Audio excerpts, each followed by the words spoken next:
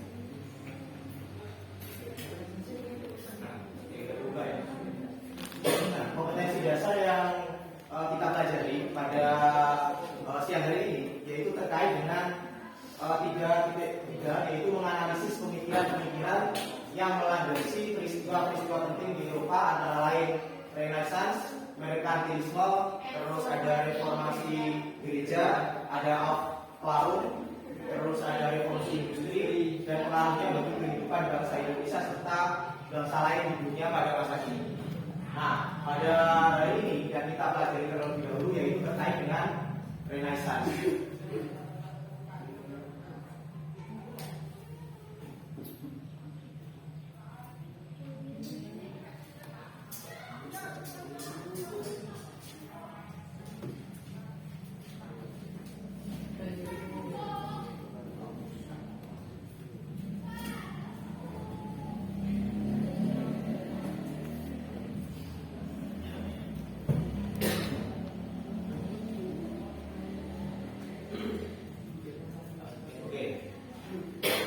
Lanjut ke tujuan pembelajaran. Tujuan pembelajaran pada siang hari ini yaitu yang pertama, peserta didik dapat menganalisis latar belakang dari Renaissance. Terus yang kedua, yaitu peserta didik dapat menganalisis tokoh-tokoh zaman Renaissance. Terus yang ketiga, yaitu peserta didik dapat menganalisis yaitu terkait dengan prinsip humanisme dalam Renaissance. Terus yang keempat, yaitu peserta didik dapat menganalisis dampak zaman Renaissance dalam berbagai bidang.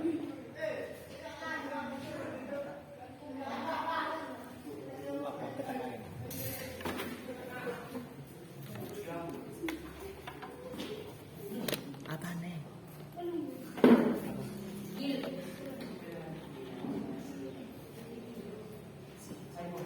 Kameramen. Yang kedua.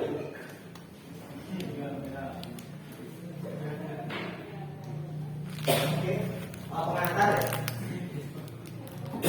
Renaissance itu berasal dari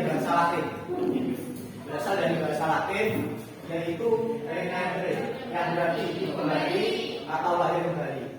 Nah, pengertian Renaissance itu adalah menyangkut kelahiran atau yang dari kebudayaan klasik Yunani dan Romawi dalam kehidupan masyarakat Barat. Nah, periodisasi di Eropa itu dulu kan ada namanya zaman Eropa klasik. Terus setelah Eropa klasik itu ada abad pertengahan. Nah, abad pertengahan itu gereja di wilayah Eropa itu mempunyai kekuasaan yang cukup tinggi sehingga mengekang ilmu pengetahuan. Nah, maka muncullah yang namanya Renaissance ini sebagai bentuk dari perlawanan terhadap kekuasaan gereja yang terlalu berlebihan pada waktu itu.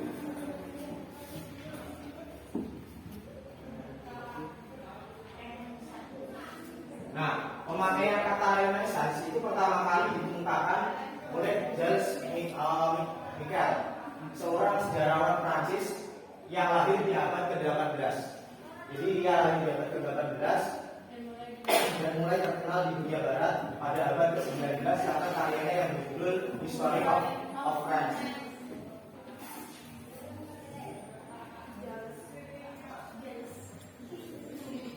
Nah, ini masih pengantar.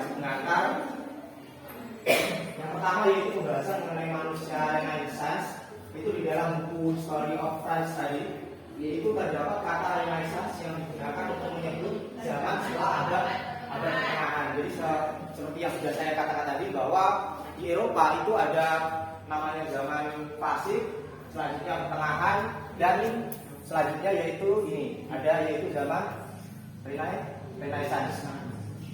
Nah, itu ditandai dengan faktor dogmatis. Kalau abad pertengahan itu faktor dogmatis, sementara itu kalau Renaissance itu ditandai oleh faktor yang humanis.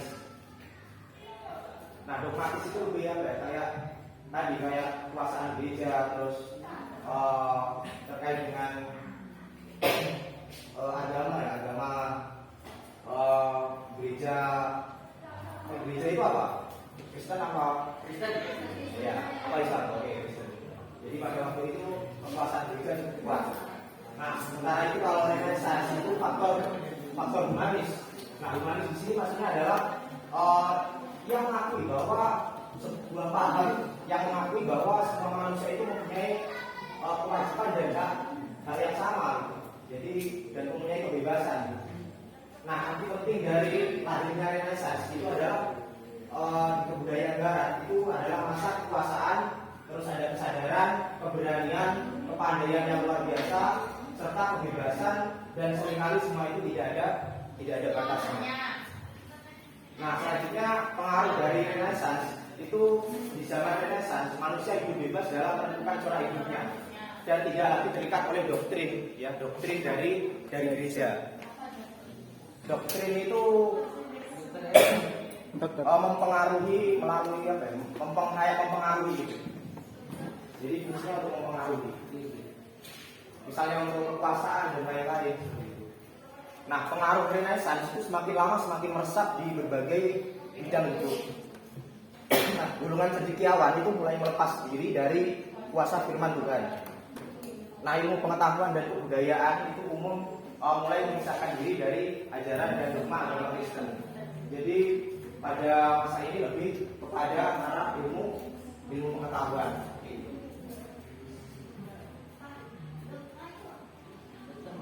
Dogma itu ajaran. Jadi ajaran yang mempengaruhi seseorang itu untuk berlaku sesuai dengan ajarannya.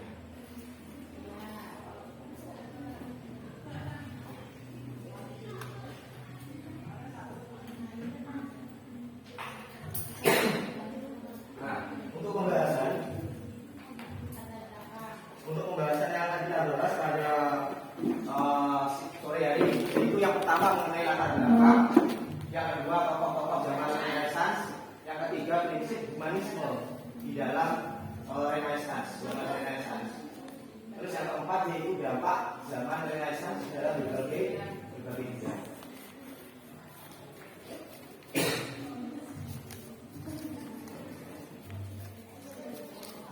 Oke, ini latar belakang yang pertemuan pertama. Pembahasan pertama.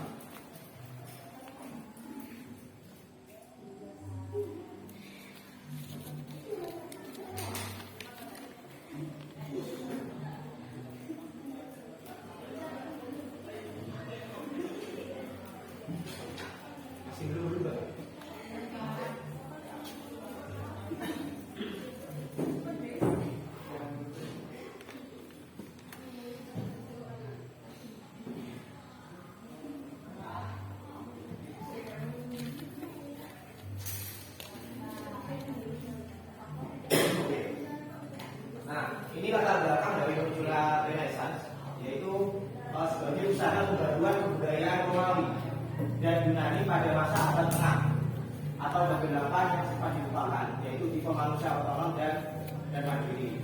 Nah, pada abad 12 itu ada suatu penemuan kembali terkait dengan literatur Yunani dan Romawi yang terjadi di seluruh Eropa. Nah, peristiwa tersebut menyebabkan perkembangan gerakan humanis di abad ke-14. Nah, orang-orang yang humanis ini meyakini bahwa setiap individu itu memiliki arti penting di dalam masyarakat. Nah, pertumbuhan minat di dalam humanis itu menyebabkan perubahan baik dalam seni dan ilmu yang membentuk konsepsi umum dari Renaissance tersebut.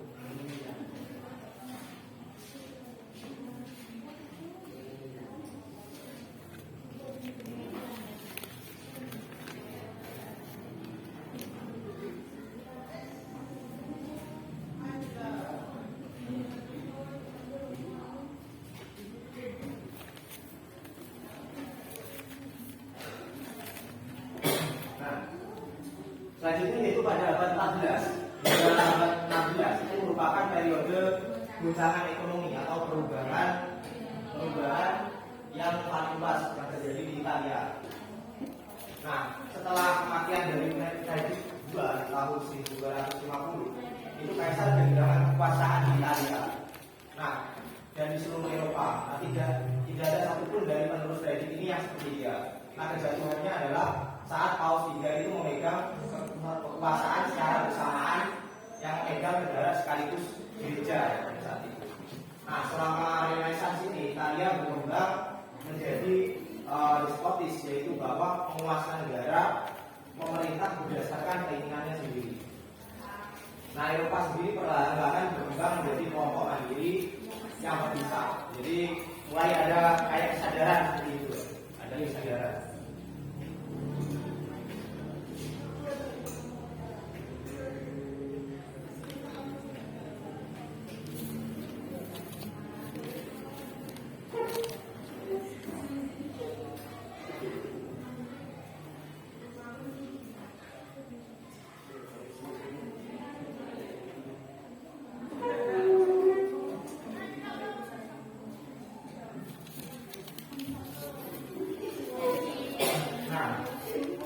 Jadi dapat ditarik kesimpulan ya bahwa Renaissance ini lahir sebagai pembaharu untuk membentuk manusia yang mandiri, utuh, otonom. Ada yang tahu otonom?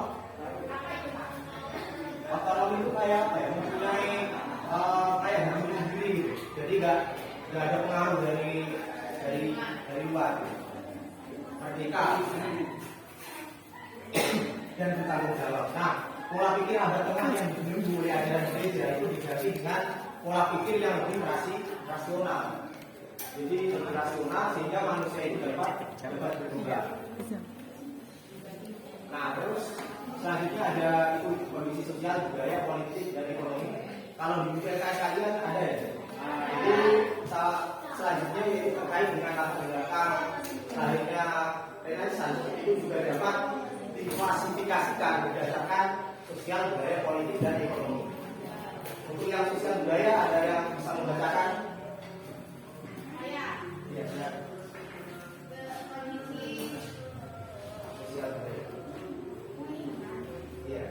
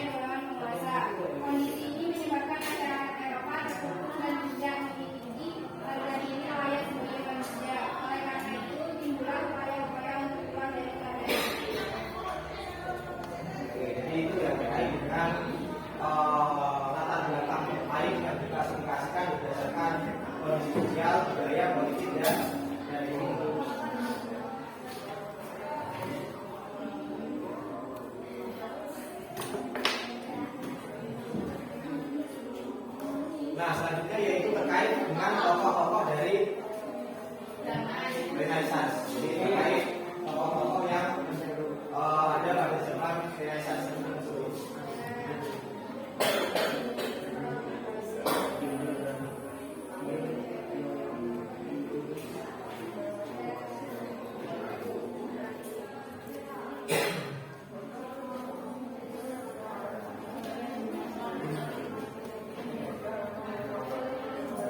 Nah, yang pertama yaitu Robin Garden. Ini kita tahu yaitu 1214 hingga 1290. Nah, dia berpendapat bahwa pengalaman sendiri ini menjadi landasan utama bagi awal dan ujian akhir Islam yang pertama. Nah, sekalipun Robin Garden ini mengajukan pengalaman sebagai basis ilmu pengetahuan, namun ia sendiri tidak meninggalkan tulisan atau karya yang cukup berarti bagi ilmu pengetahuan. Nah, ia ini banyak bergerak pada lapangan politik dan agama, sehingga akhirnya ditahan dalam penjara. Karena memang kalau berbicara tentang politik itu memang cukup riskan ya. Ini bahkan juga itu bisa di penjara.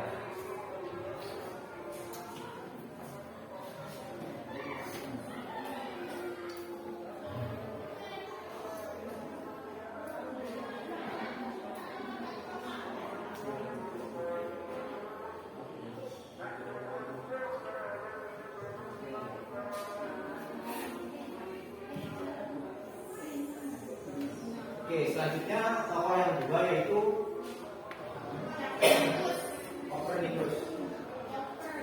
Nah, ia mengajukan pendapat yang asing bagi pendapat umum pada masa itu. Jadi, ia ini berani untuk berpendapat mempunyai idealisme yang tinggi. Jadi, ia mengatakan bahwa bumi dan planet itu semuanya memiliki matahari, sehingga matahari menjadi pusat. Atau dinamakan heliocentrisme.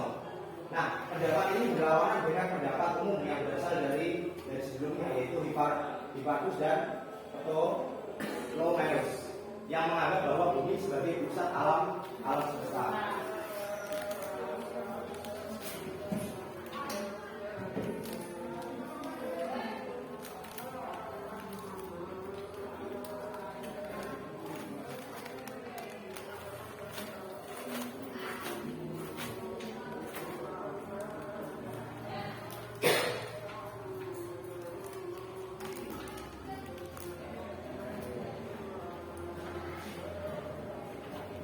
Oke, selanjutnya yang ketiga, ada yang ingin coba membacakan?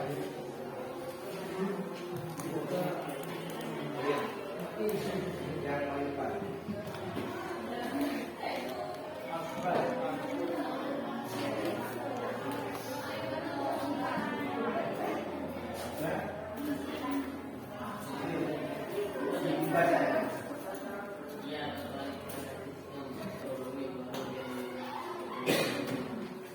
Lebih keras.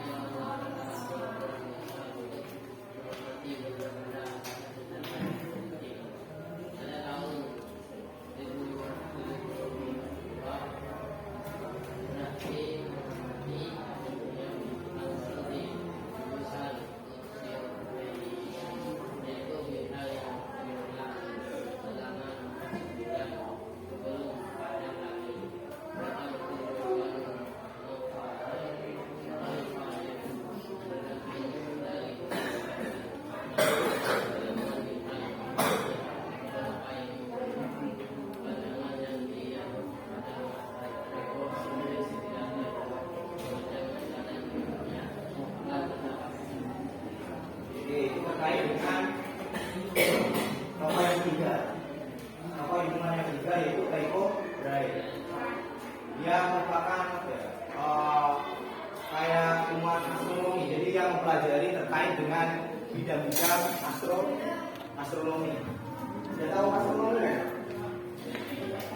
Ada yang tahu astronomi? Astronom. Ya, kalau beda sama astronomi.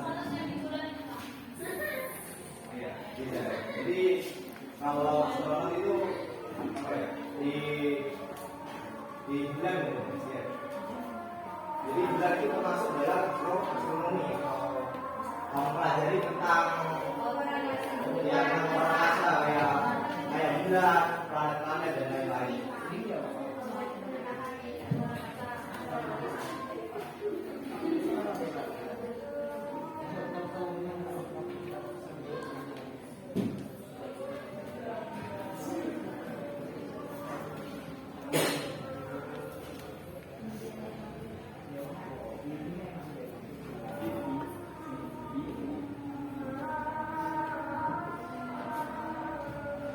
Oke.